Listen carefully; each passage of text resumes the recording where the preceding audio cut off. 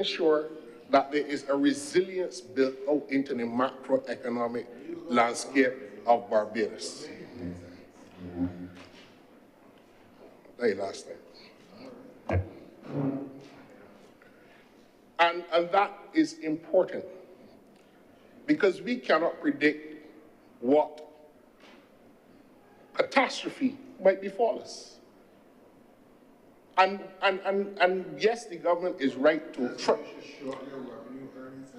Mr. President, you know that if the government was ever interested in taxing people for the use of their intelligence, you will go and get tax rebate.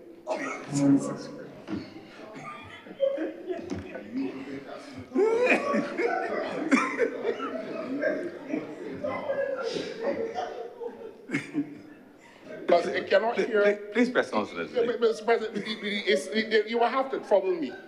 Because when you try to bring context to it, it will humbug him. So, this is humbugging me. No, it's not humbugging me.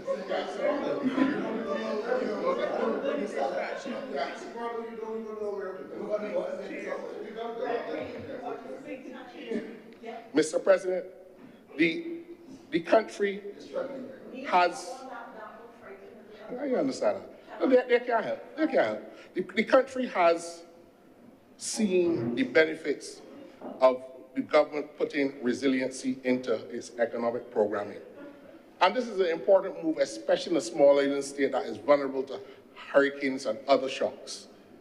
What a disaster clause has done, and this is something that originated in Barbados, it is of purely Barbadian origin, it is new to the international financing landscape, and this is something that we have championed. But what does it do in reality? We went through, Mr. President, the effects of a global pandemic. And because of the restructuring which the opposition criticizes, is the very basis upon which the government has been able to keep Barbados steady during the years of the pandemic when planes were not coming. While at the same time maintaining the debt payment obligations left by the last administration. And I want to say this to the country, Mr. President, the notion that a loan or a debt is a bad thing in a country is absolute nonsense, Mr. President. And the question is, what is the nature and quality of the loan?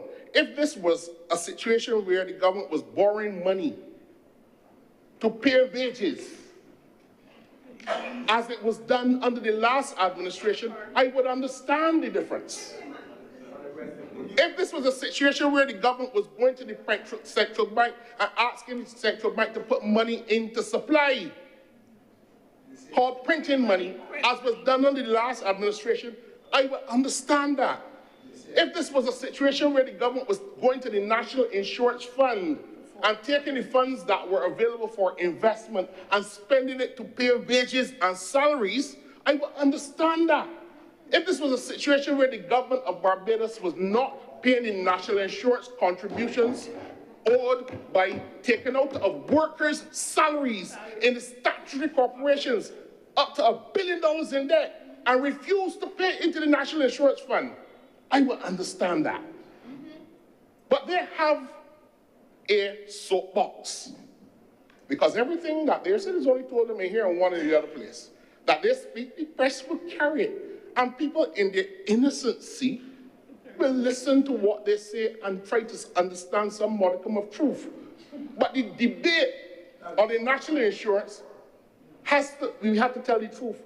When we restructured the debt in national insurance, it was not a debt that was created by this administration. It was $1 billion that the government of Barbados refused to pay into the NIS. And like every other, the DLP administration refused. So that if the NIS is owed $1 billion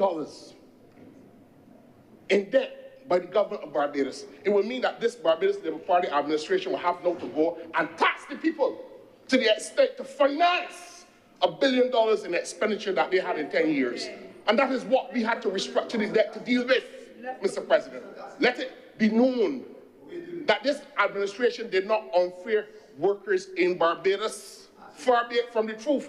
In fact, Mr. President, again, we hear these glib responses about the national insurance and people working longer. The actuarial reports came in on the national insurance fund as they are statutorily required to be presented every 3 years. And in 10 years, Mr. President, the demographic profile of Barbados has not been changing. It has been consistent. In fact, we now have a situation where deaths outstrip births. The reason why we took the hard decision in relation to increasing the age at which benefits will accrue to Barbadians on retirement was because that was the sound actuarial advice that we had. We had 3 options, Mr. President. And I have not heard anybody or any expert anywhere say there was a 4th option or 5th or any other options. We could have increased the rates of national insurance. We could have decreased the benefits, or we could have increased the age at which those benefits would accrue to the person when they retire. And when we looked at the demographics, people are living longer. So it meant that even if you retired earlier, it would mean that you would now have to pay those benefits to people over a longer period of time in a fund that is paid in which the working population, the pool of working people available to make contributions to pay those benefits over a longer period of time, Mr. President, is getting smaller. That is a decision made by this government on behalf of not only the people working now, but the people who are retired. School teachers who taught you and I, sir, who are still alive, that retired 20 and 30 years ago, in the circumstances where the life expectancy in Barbados has remained high. These are the realities, Mr. President. So when the government has to deal with liability management and looking at the broader picture, yes, it is true that the loan is at a higher interest rate. But what it does, Mr. President, it allows us to pay off $340 million to repay or retire 84% of our existing 6.5% 2029 bond ahead of schedule. Now the government can say, no, we will pay this at the current rate when the coupon matures in 2029. We can also say that we can take the money that's due to the IMF and pay it when it is due. But the government has to manage the economy. The government has to manage the expectations of people living on this island. The government has to take decisions that ensures that there is resiliency and a capacity to respond to external shocks, whether they be natural disasters, wars, pandemics, or changes in the price of oil. All of these are things that the government has to do. And what the government is saying that we want to be able to create a fiscal space at the same time. So what has the government done? They extend the loan profile of the government, basically. This is a new loan, but it is maturing at a much later date. And it is creating fiscal space in excess of $372 million. To do the things that the last administration could not do, Mr. President. To do the things that we have not been able to do because we had to do $1 billion restructuring to take away all of the stench that they left behind. And then another $1 billion restructuring because of the COVID pandemic. None of the two things, these two occurrences, Mr. President, $2 billion adjustments, restructuring to the Barbadian economy in the last 7 years that the government had to deal with, Mr. President. And when we talk about what the government had to deal with, Mr. President, I don't listen to the protestations of the opposition spokesman on finance and economics. I've known him a long time. He was the treasurer of a club that we were both in, and I understood that then, Mr. President, to be the extent of his capacity to deal with finance matters.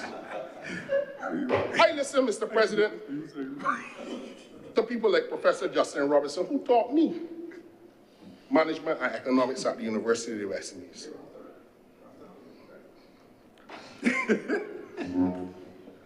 Mr. President, Professor Justin Robinson, who was the chairman of the National Insurance Fund under the Democratic Labour Party administration, and a director of the Central Bank of Barbados, is speaking on the performance of economies in the Caribbean, and not only in Barbados, not only of Barbados, Mr. President.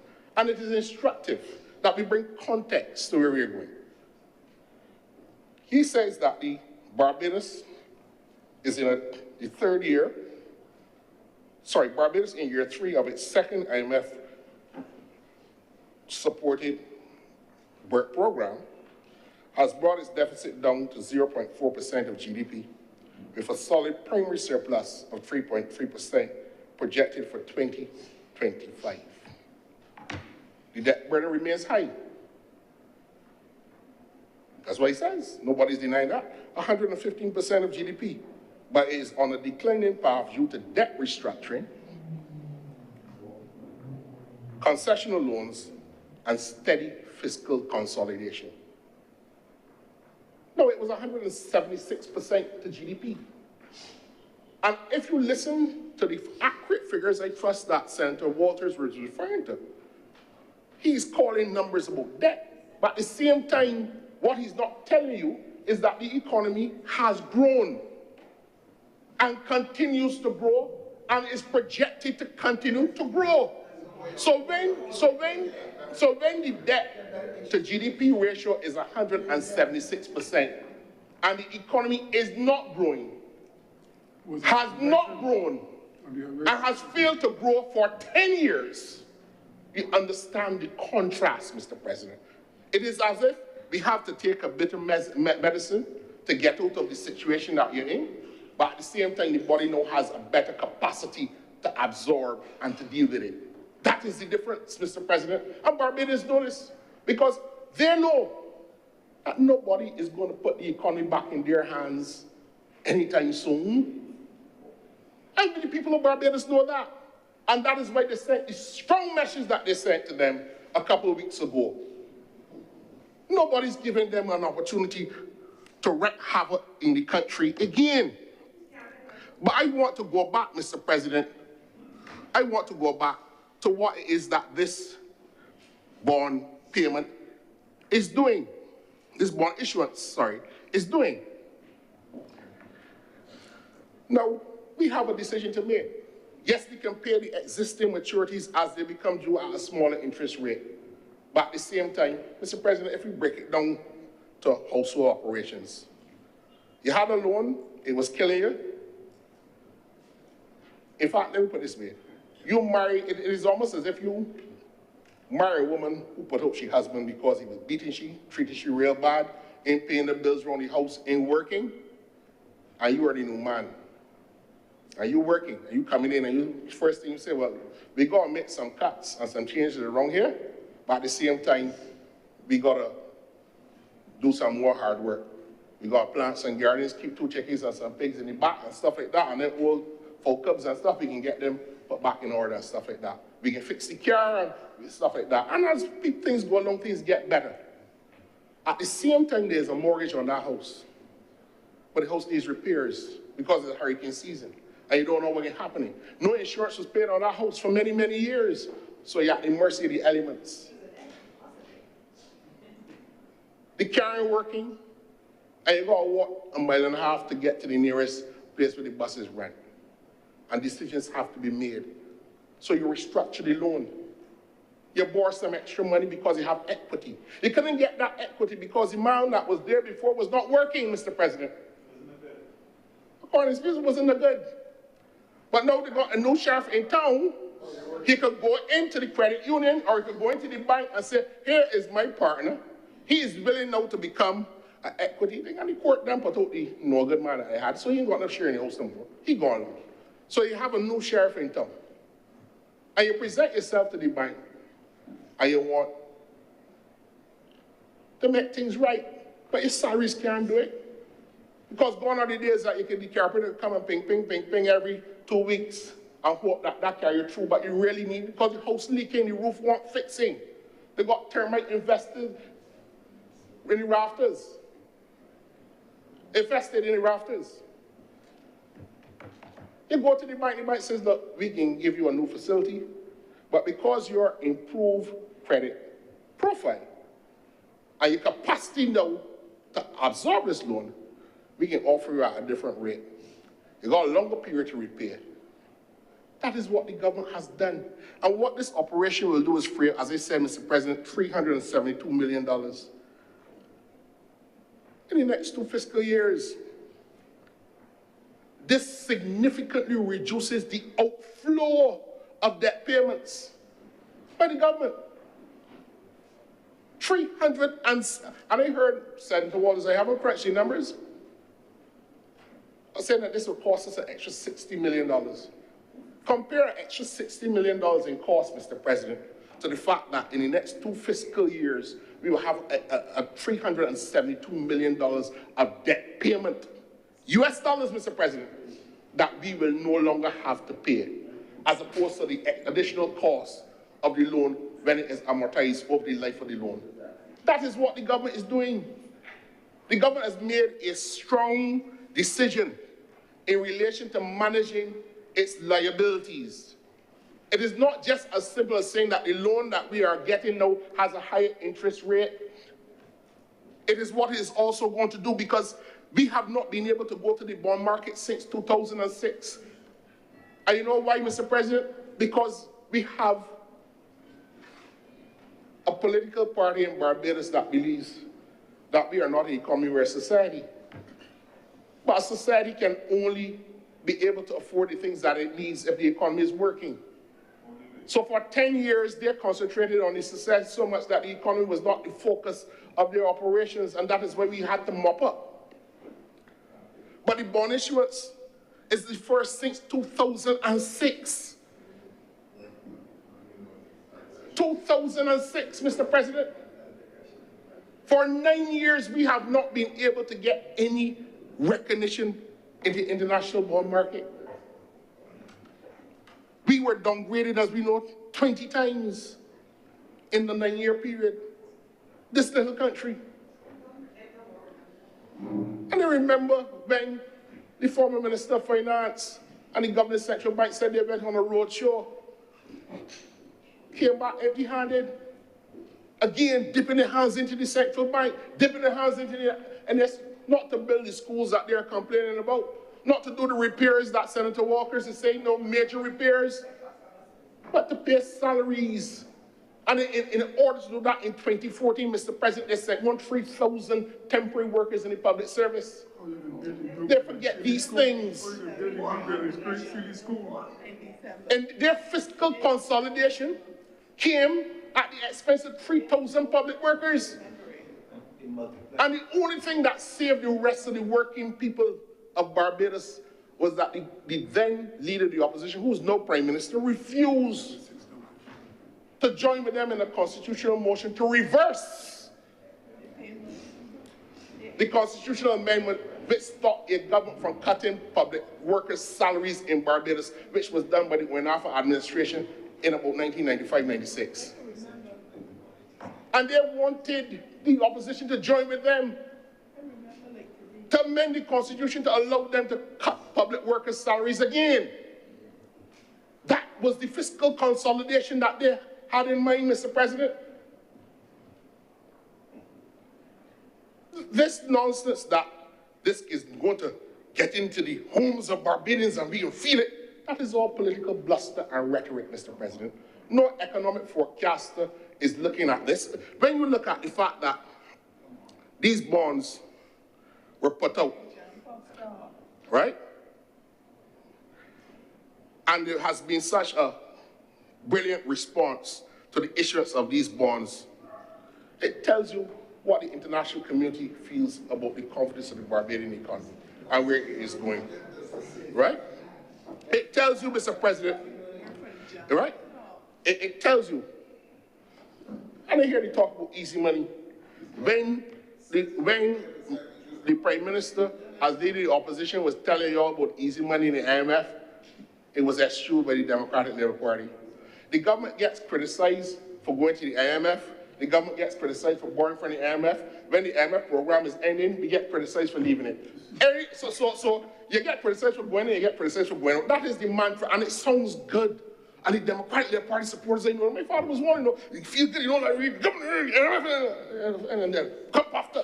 And if they keep noise the whole IMF for poor people and the ordinary people all the time, that is getting them riled up. But at the end of the day, what are you really doing to the country? What is that?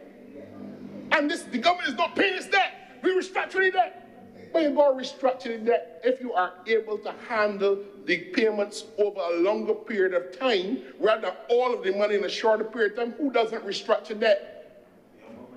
How is restructuring of debt in an economy like Barbados a complicated issue, Mr. President, when ordinary people go to the bank and the credit union every day and borrow more money?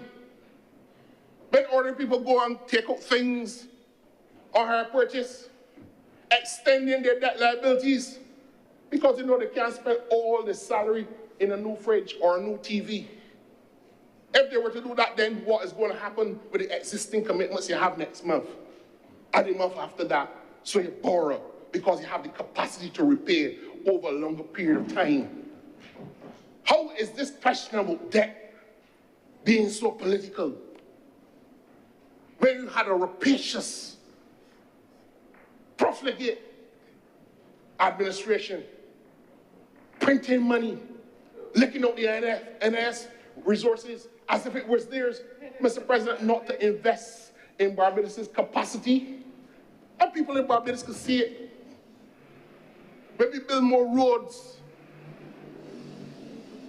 when we put more buses on the road, and we create an enabling environment for businesses to thrive, Mr. President, the government has to do that with the resources that is available to it. But at the same time, we have to build up other sectors. And you heard the leader of the government business talking about the agri-sector and the energy sector and all the other initiatives that are being done in the name of the people of Barbados, Mr. President. We upskilling the people of Barbados, Mr. President. There's a gateway of opportunity being created. The construction sector is booming. And yet, we don't have all of the skills to fill it, and then there's more construction to go. What does that tell you? This dystopian nature of view of the Barbadian economy that is being predicated by the opposition is political bluster, Mr. President. It sounds good. I even said to my two colleagues next to me, that if I were over there, this is the angle I would have taken it, and I shared it in our chat. But at the end of the day, what does it mean? It's scoring political points, but at the end of the day, do you have a plan? Do you have a plan? Because when you had the debt to deal with, the only people that you could have turned to is the very, very Barbadians.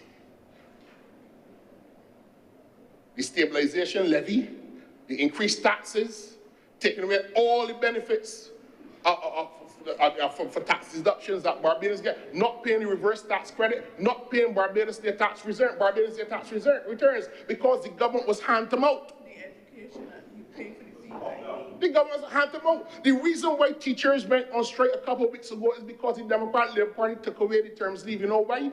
Because it meant that teachers could not get that terms leave off, because when the teacher goes on leave, you got to pay the salary. Salaries too. They got to pay the salary of the teacher that is on leave and the teacher that is temporary. All of these are things were done, and in fact, what they did too was so pernicious, Mr. President, that when the teachers had a meeting to discuss it, they knocked the salaries of the very teachers that attended union meetings, teachers that were on sick leave, that were not reported on a register as being at school, got the salaries not even though they didn't attend the meeting. That was how wicked and pernicious the Democratic Labour Party was. And the Minister of Education talked about cracking heads.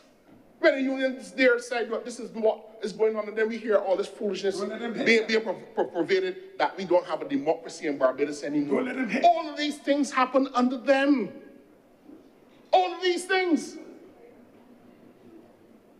But when you do not manage the economy, when you do not have the ability to forecast, when you do not have the ability to do, as I said, that the Gideons would have done in the days of the Bible, to keep watch.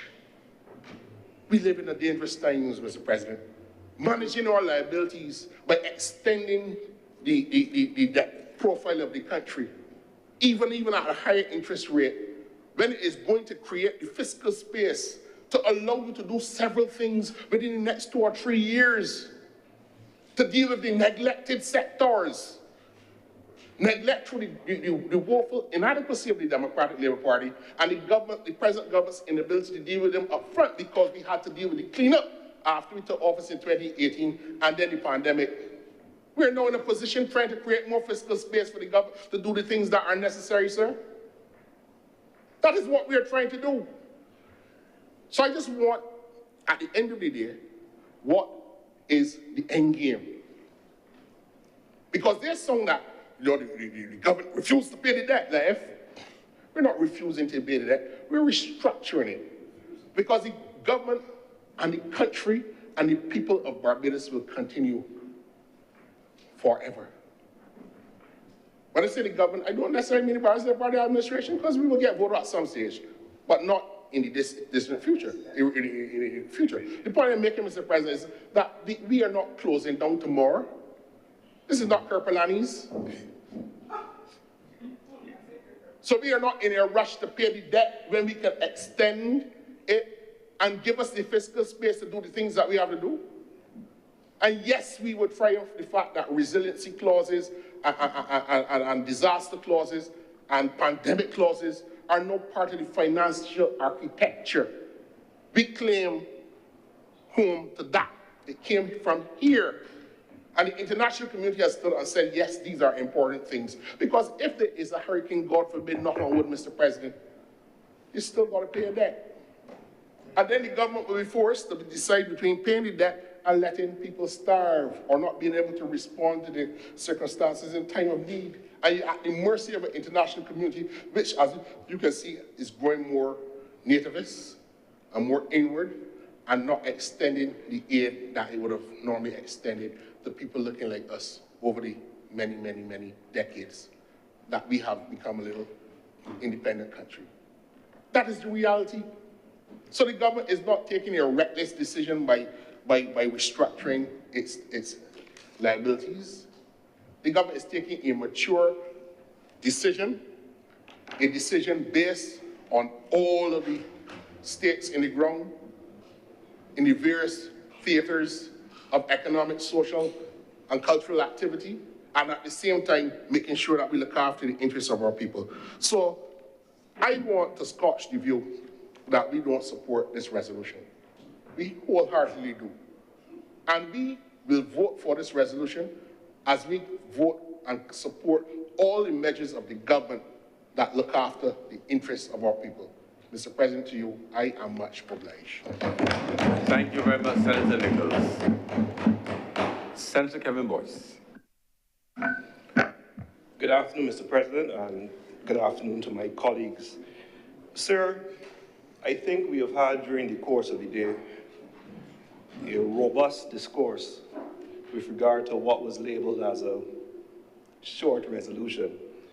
But while short in terms of its length, I think the ideas which have come forth in the debate shows that the impact coming out of the resolution is anything but short. The government has explained the why. It is stated that it's being done, and I hope I capture the arguments as they were so well laid out. It is explained that it's being done so as to free up fiscal space of $317 million, stated to allow for the government to do its business and to protect the society, protect against shocks, mitigate against the vagaries of climate risk by leaning into the clauses which we now call the Bridgetown Initiative protection clauses.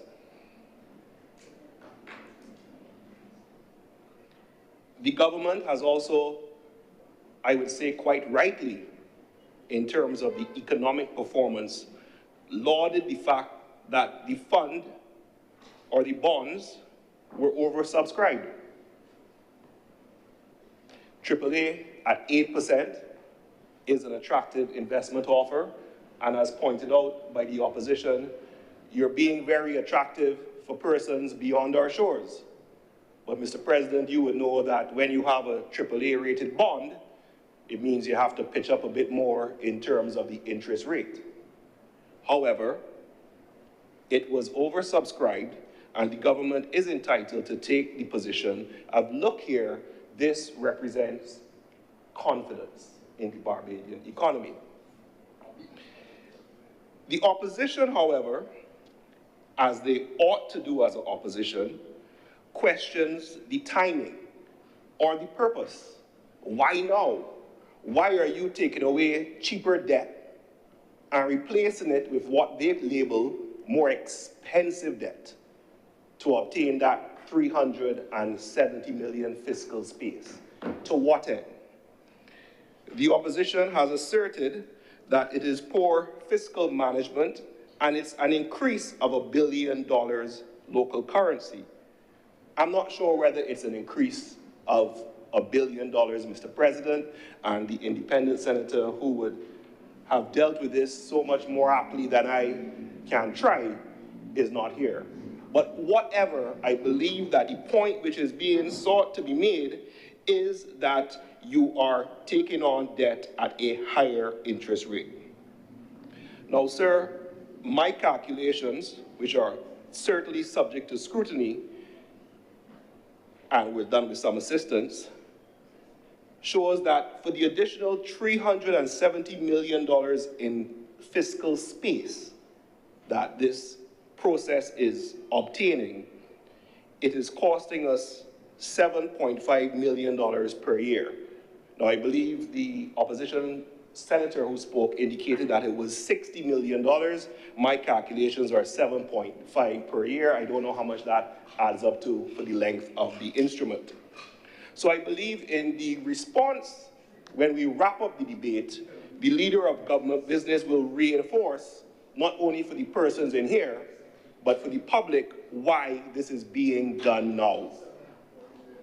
I also believe, sir, that a question which needs to be asked is what is the net inflow of foreign reserves which is occurring after the repayment of the IMF loan?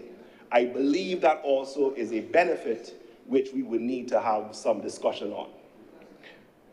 But in attempting to bring, as always, Mr. President, some balance to the force, I think there are these following questions which the public would benefit from further discussion and or information. Again, the disparity between the external debt offer at 8% compared to the local debt offer at 4.5% for the BOSS bonds that are offered on the market. We understand different markets attract different rates and different types of investors. But if we're giving overseas 8%, can we give locally some more for those local investors who themselves have had to suffer certain impacts in 2018? Secondly, sir, what has been the response to the reverse auctions for the tenders of Series B and Series D bonds, which of course were given to the persons who were impacted, so they get the bonds at a lesser rate, I believe, for their monies which were impacted. I'm subject to tremendous correction, and then are now offered by way of a reverse auction that they will receive money for those bonds with a lesser value than the bonds themselves.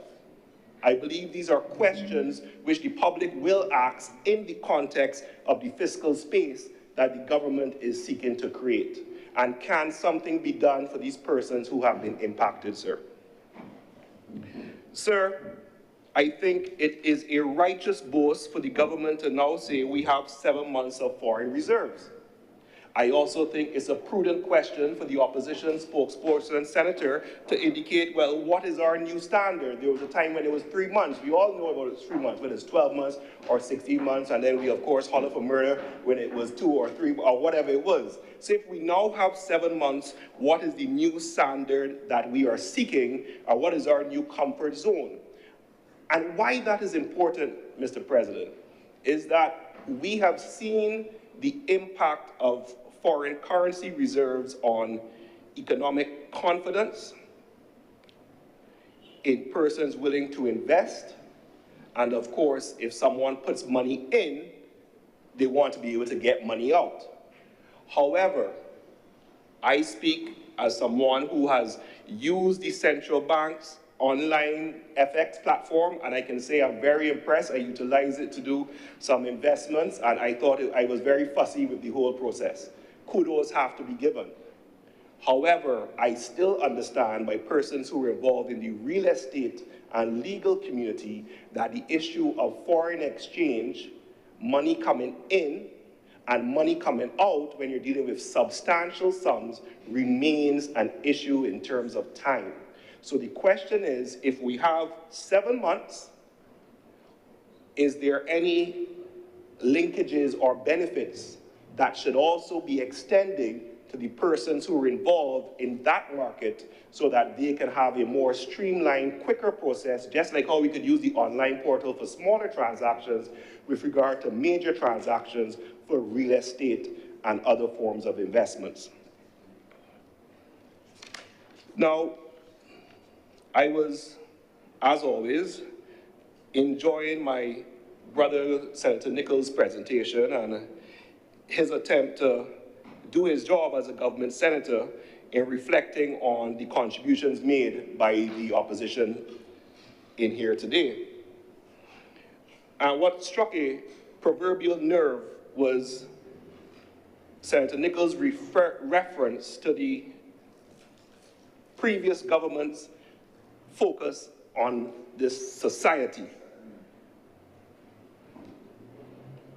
And what is interesting is the opposition's current attack on this government's focus, they say, on the economy. So perhaps between the two, we could find some middle ground that will capture both sides of the spectrum. And why is this important? Because it is extremely relevant, and one would not want to be said that we are having a conversation about a bond and what is Senator Boyce doing in this discourse. Sir, the fact is, as intense and somewhat jovial the debate has been today, I think we need to have some sober reflection as to how this relates to the crime that we are facing in this country. And I will draw the parallel, sir. Sir, it is a fact that an increase in homicide rates impacts economic growth.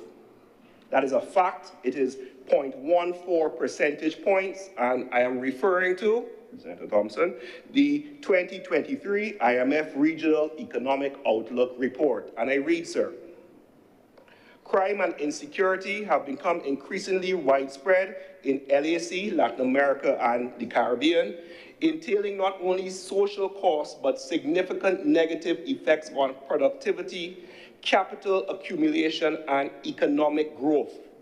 Preliminary analysis suggests that strengthening domestic security in the region could meaningfully bolster growth. So let me cut to the point. We have a situation where the police force in Barbados is talking about terrorism, domestic terrorism. We are seeing reports of fellas on bicycles with automatic weapons shooting up the place. We are in here having a debate about a bond and economic policy. This is how it correlates. If the crime is not brought under control, it has an impact on the same economy that we are trying to bolster. We need a combination of perspectives, whether you're dealing with society, whether you're dealing with economy, whether you're dealing with prosperity, or whether you're dealing with morality. We have to come together and deal with this crime issue, or all this pretty talk about GDP and results will be for naught. Why it's relevant to the discourse that we're having, sir, is it is hoped that the $370 million in fiscal space that the government is going to gain is put towards this war on crime, and we stamp it out. That's my contribution, Mr. President. Thank you very much, Senator Kevin Boyce.